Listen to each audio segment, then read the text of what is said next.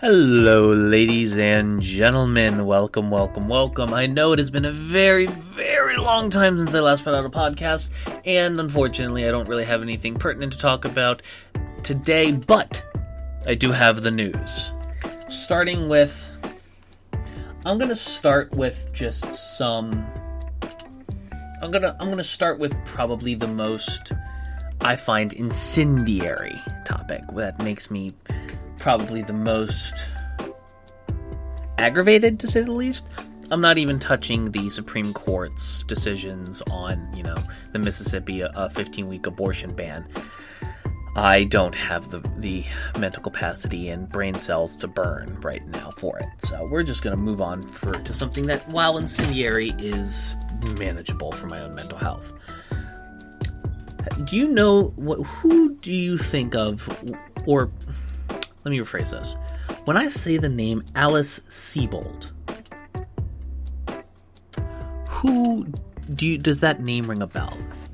Well, this woman was sexually assaulted. She was frankly raped in 1982. She was a 19-year-old on a college campus. A college campus being one of the most dangerous places for a young woman in this nation. Now, that's all well and good. The problem is she falsely accused a black man by the name of Anthony Broadwater, a 20-year-old off duty from the Marine Service temporarily before his next deployment.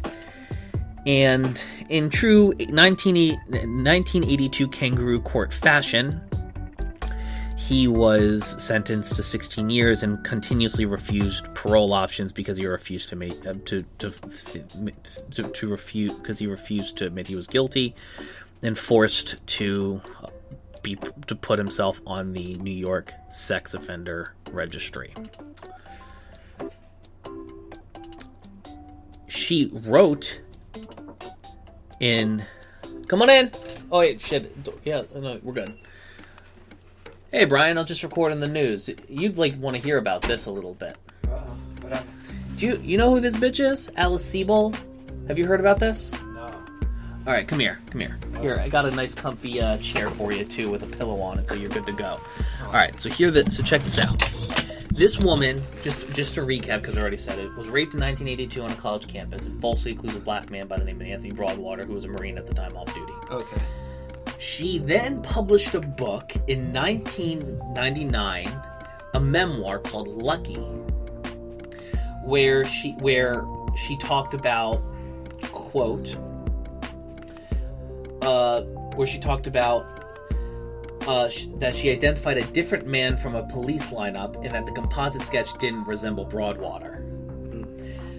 She also wrote about her fears that the defense would perceive her as a panicked white girl who saw a black man on the street and was accusing the wrong man. But that's exactly what it was. That's what you did. That's exactly what... you're not panicking about something that you're actually fucking doing. But... I just filled my tires up with air, so I just had to wash my hands. You're good. So, one of the things I kind of, was thinking about here is... I was initially, when I heard this story, I was livid and angry, but the longer I think about it, I realized that this woman. So, just to be clear for everybody, for the news portion of this, due to a producer on the film scrutinizing the flaws in the original trial and hiring a private investigator.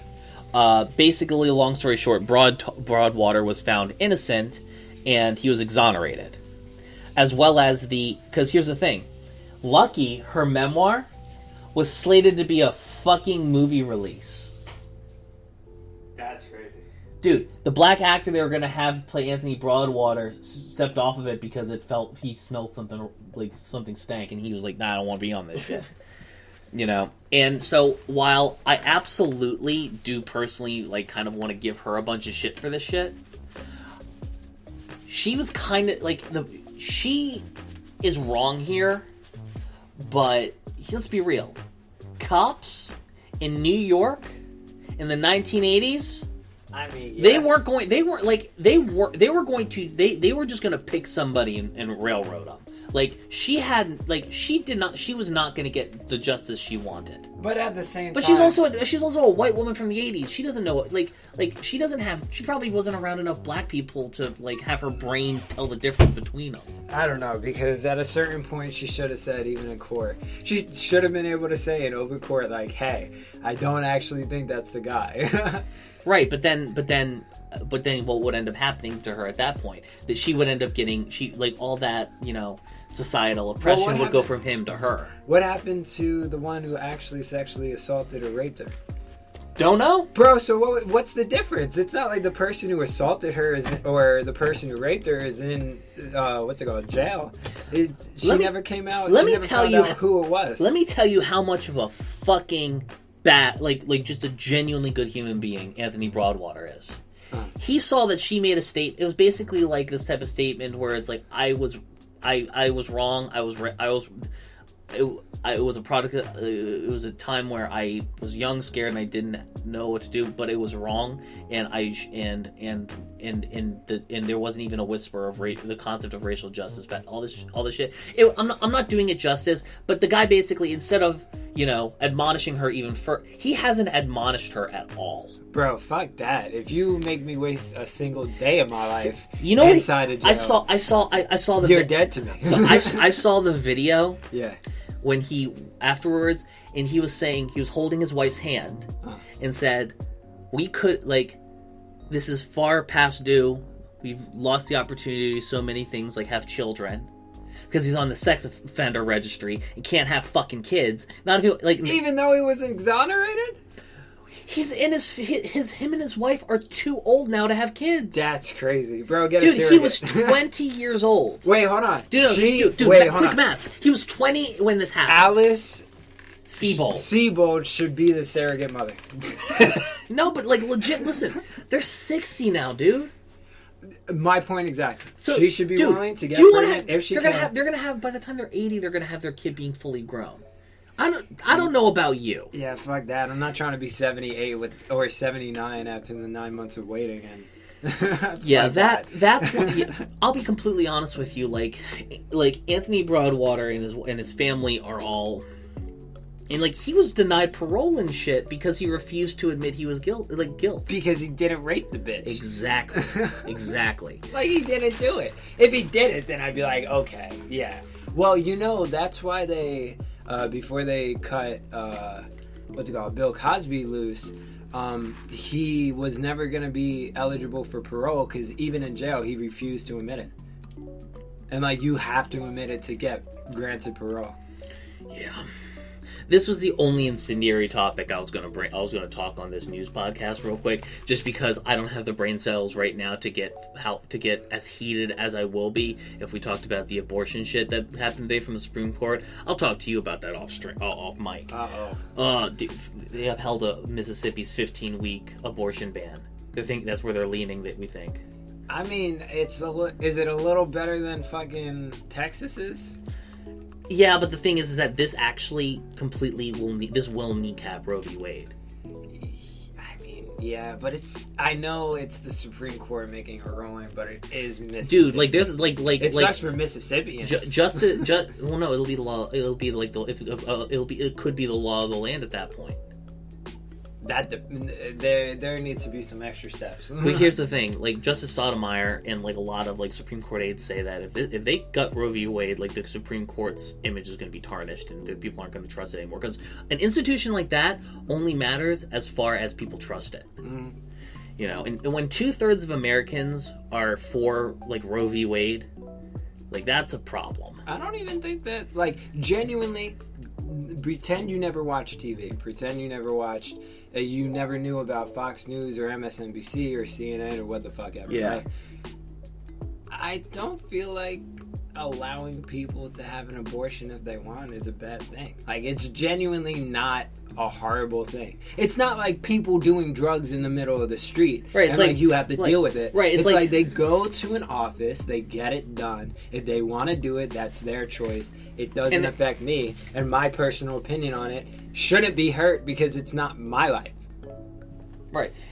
My problem. It's one of those things where it's like, you know, the government is forcing people to take a undue burden that should be the choice of the individual. Have you talked about that at all? This was actually the next story. So the CDC confirms the first case of Omnicron COVID-19 variant in the U.S. Guess where? Yeah, in California. California. Yeah, I knew it. Bro, can I tell you? I'm telling all the listeners, and I'm telling you, bro, as my friend, dog, this is gonna keep happening until It's we a make dude. No, it's a new flu.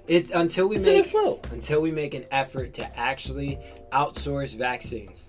This will literally keep happening. There will be a new variant every 3 months, 2 months, whatever it is. Dude, it's going enter here somehow, some way. It is going to be the new flu.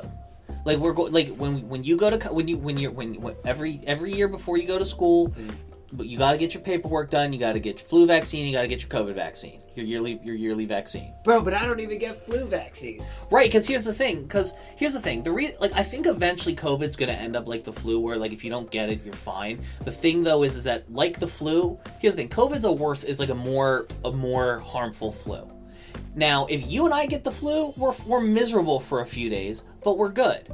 But if somebody who's like immunocompromised gets the flu, they could die.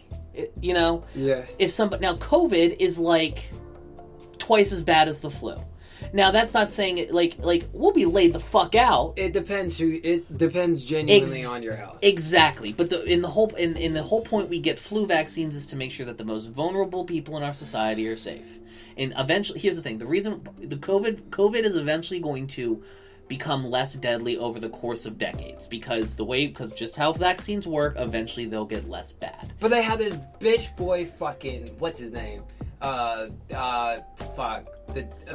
back on TV. Like he didn't lose all of his credibility. I'm not even going to touch on that because this is supposed to be more of a chill news podcast thing. But sorry, guys. But regardless, yeah, we've got. Honestly, I would have called it G. I would have called it G just particularly to piss off Xi Jinping. But regardless, I understand the racial connotations. Where in California did it? Where in California? That is a good question. Yeah, the guy visited South Africa and he came back and then he was positive for San Francisco. San Francisco. Some people are just. It just baffles me how some people are just incapable of just.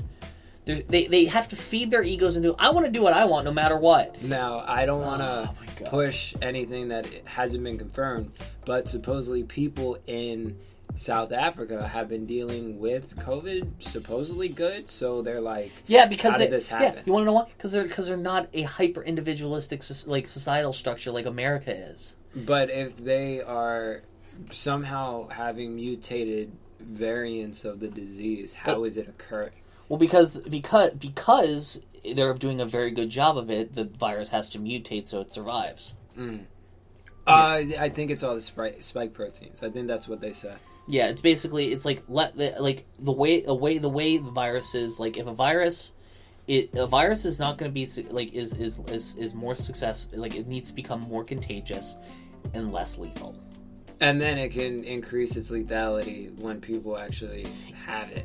Well, here's the thing: its lethality is kind of like the whole point of a virus is for itself to propagate, and the lethality of it is because they sap our system. So what will end up happening is that they're not going to get more lethal because if they evolve to need less from us as basically parasites as a virus, there's no benefit in. It's a more efficient system, you understand? So like the flu becomes like from my knowledge and viewers, listeners, correct me if I'm wrong, hit me up on Discord, Instagram, my text line, whatever, and correct me. The flu supposedly gets slightly less lethal over time because it wants but more contagious. It wants to spread, and that's part of the thing. It's part of the reason why something like the common cold is a minor nuisance. I don't know. It's just back in this bullshit again. Yep. And lastly, happy news. And fuck the English news. Barbados becomes the world's newest republic. And cuts ties with the UK. Yep. Fuck 'em. Because I routinely say the way you solve Brexit and the issues that the UK is dealing with is you take Wales, you take Scotland, you take Northern Ireland, and you incorporate everybody under the Republic of Ireland as the United Republic of the British Isles, and you kick England the fuck out of it and let them squander, become a third world country. I mean, they're pretty close to it. They might as well fucking be. But yeah, so in girl boss news related to this, they elected a woman president and made Rihanna a national hero. And also supposedly Rihanna is pregnant, but she hasn't confirmed. So I don't give think a she shit. is. I don't know. I could never get past. I knew she was pretty, but I could never get past her forehead. I mean, girls with big foreheads. If you know, you know.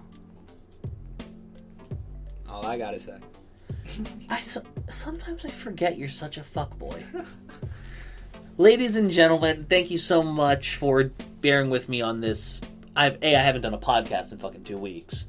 B, this is normally like a 4 or 5 minute thing. But I showed up in the middle, so you're welcome. You got more. Ladies and gentlemen, thank you so much, and I'll see you guys next time.